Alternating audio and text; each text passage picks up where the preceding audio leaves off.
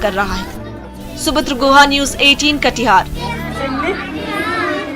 बोकारो के होनहार तीरंदाज गुड़िया पेट भरने के लिए दूसरों के घर खट रही है। गुड़िया ने लक्ष्य पर निशाना साधकर राष्ट्रीय स्तर पर कई मेडल जीते थे, लेकिन आज उसकी जिंदगी मुश्किल हो गई है। हाथों में तीर धनुष और निशाने पर साध रही लक्ष्य, ये लड़की है बोकारो की गुड़िया कुमारी। महेशपुर गांव की इस बेटी ने कभी प्रदेश से लेकर राष्ट्रीय तीरंदाजी प्रतियोगिता में कई मेडल हासिल किए थे और परिवार के साथ ही राज्य का नाम रोशन किया था। लेकिन आज गुड़िया खेल की जगह दूसरों के घर जाकर काम करने को मजबूर है।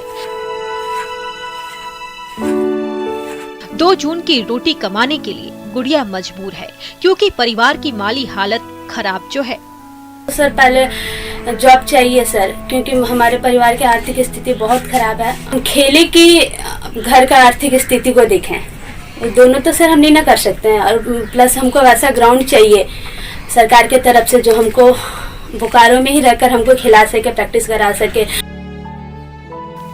एंजेला सिंह गुड़िया की कोच है। इन्होंने बोकारो की एकमात्र आर्चरी अकादमी में इसे तीरंदाजी के बेहतर प्रशिक्षण प्रदान किया, लेकिन किन्हीं कारणों से अकादमी बंद हो जाने के बावजूद गुड़िया ने हार नहीं मानी। ये अपने घर पर ही पुआल और टूटे फूटे सामानों से लक्ष्य केंद्रित कर लगातार प्रैक्टिस करती रहती हैं। गुड़िया की कोच का भी मानना है कि ऐसे होनहार खिलाड़ी को आर्थिक मदद तभी मिल सकती है जब सरकार नौकरी दे। हम चाहते हैं कि हम लोगों को थोड़ा गवर्नमेंट की तरफ से बच्चा जो जितना खेले है उसी हिसाब से एक नियोजन रिजर्वेशन मिल जाए, नौकरी मिल जाएंगे तो कम से कम वो अपना खा के घर से निकलेंगे तो कब तक कुछ कर पाएंगे।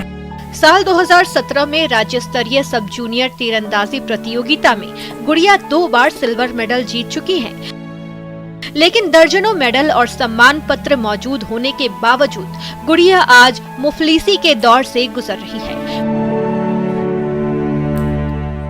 खुद आर्चरी की नेशनल चैंपियन रह चुकी एंजेला को भी अपने इस धनुर्धर पर गर्व और भरोसा है।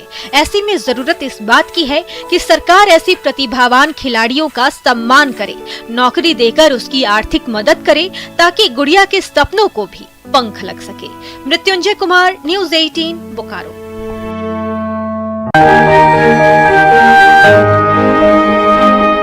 मेहनतकश महिलाओं के हाथों से बह रही सुगंधित पानी की धारा छोटे छोटे खांचों में समाती जा रही है।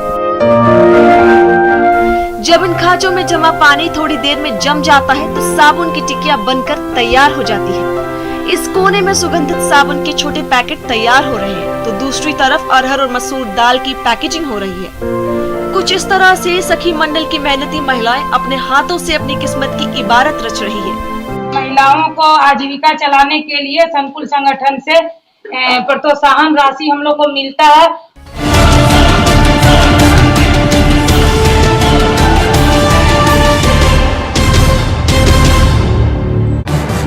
इस न्यूज के सह प्रायोजक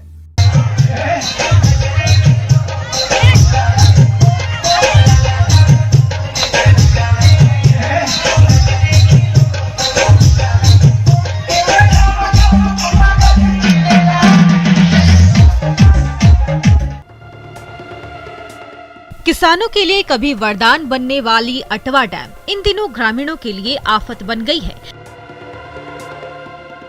कहीं पानी की किल्लत तो कहीं पानी का अधिक बहाव।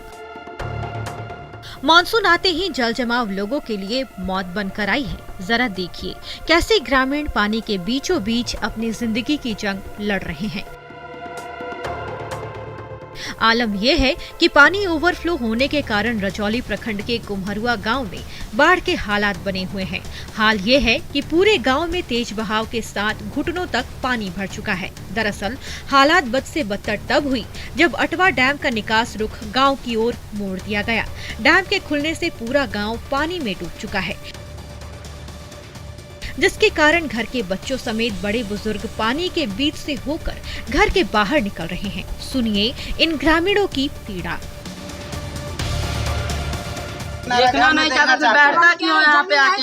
मेरा बहन का घर है, देखिए इतना पानी, चूल्हा, खाना बनाने का जगह, इतना को बच्चा देखिए इसका इधर इधर लेके अभी बुरा हुए हैं, अभी खाना नहीं खाया, सुबह से ऐसी अभी ललकोरी है सर।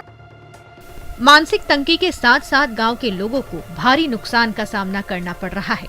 उनका कहना है को नजरअंदाज करती दिखी